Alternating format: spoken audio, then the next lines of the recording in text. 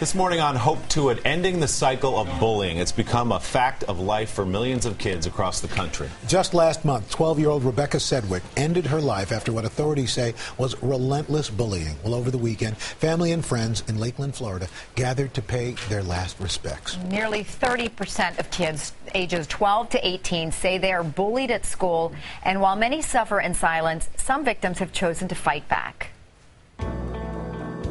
And she'd call me out straight up, like, well, Star is really ugly, she's fat. I was ridiculed and mocked at church. What makes me so angry about other people is that they mock people behind their backs and to their face. I was really overweight in elementary school, so people would say really mean things to me. Half the class thought I was like lame or uncool, and then gradually more and more people did, to the point where then I didn't have friends.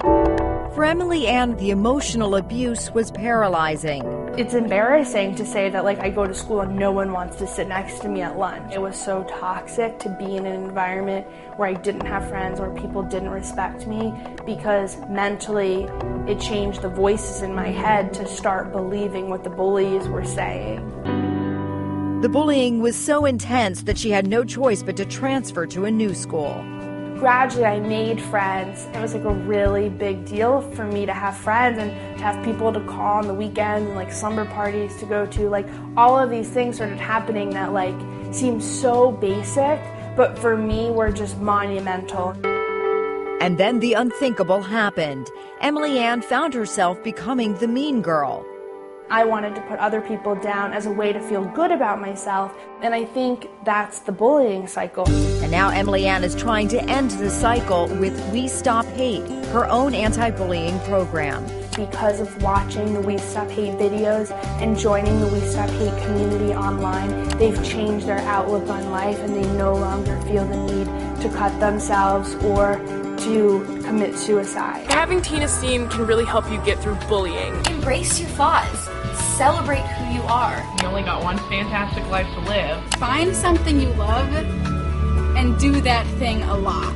We Stop Hate isn't just an anti-bullying program, but it's a call to action. Taking a stand for something I believe in has given me so much purpose in my life. They're amazing. Well, Family Circle magazine actually partnered with Peace First to honor Emily Ann and other teens who are making a difference in their communities to stop what is such a widespread problem. And we've been seeing here on hashtag Orange Room, overwhelmingly people say, we asked if Twitter, for example, should give up identities of these anonymous accounts that are bullying kids. And the running theme here is that you should alert the police, and then if it goes to a trial, you could subpoena some of these records. It's tough, though. I mean, you have, yes, sadly, one more area, our kids need protection online. That's a sad truth. I think a lot of people are more yeses here, but I think there are a lot of people who say, too, as well. They understand. There's a no right there. There's a no. Yeah, that, you know, it's also the police that have to get involved in cases like this. Exactly.